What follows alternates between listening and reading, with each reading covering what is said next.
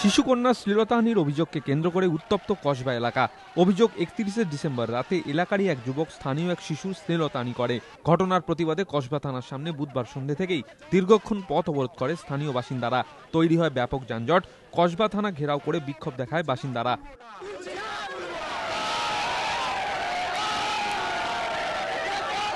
ঘটনা হয়েছে 31 তারিখে। ওর মা বাবাকে 500 টাকা দিয়ে ব্যাপারটাকে চেপে দেওয়ার কথা হয়েছিল। এবারে যখন জানাজানি হয়ে যায় তখন আমরা জানতে পেরে এর প্রতিবাদ করতে আসি এবং থানায় তার বাচ্চা মেয়েটাকে পাঠানো হয়েছে, তার মাকেও পাঠানো হয়েছে। আমরা এসেছিলাম এর প্রতিবাদ করতে, যে ছেলেটাকে ধরা হয়েছে ওকে আমাদের হাতে তুলে দেওয়া হবে। প্রশাসন লিখিত দিক যে তাকে দৃষ্টান্তমূলক শাস্তি দেব, যাতে আমাদের পাড়ায় সমস্ত জায়গায় ওয়েস্ট বেঙ্গলের কোথাও যে আজকের এরকম ঘটনা আর ঘটবে না, এরকম লিখিত দৃষ্টান্ত তারা দিক, তাহলে আমরা এখান থেকে সরব। ঘন্টার পর ঘন্টা অবরোধ চললেও পুলিশ সেই অবরোধ তুলতে ব্যর্থ হয়। ঘটনার খবর সংগ্রহ করতে গিয়ে আক্রান্ত হন এবিপি আনন্দ সহ বেশ কয়েকটি সংবাদ মাধ্যমের প্রতিনিধিরা।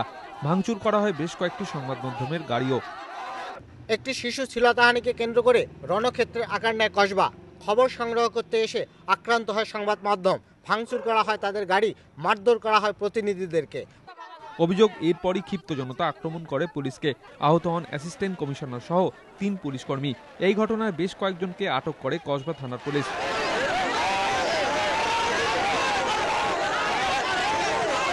শিশুটির পরিবারের অভিযোগের ভিত্তিতে যুবককে গ্রেপ্তার করে পুলিশ। পার্থপ্রতিম ঘোষ ও সুভাষ বৈদ্য, এবিপি আনন্দ, কলকাতা।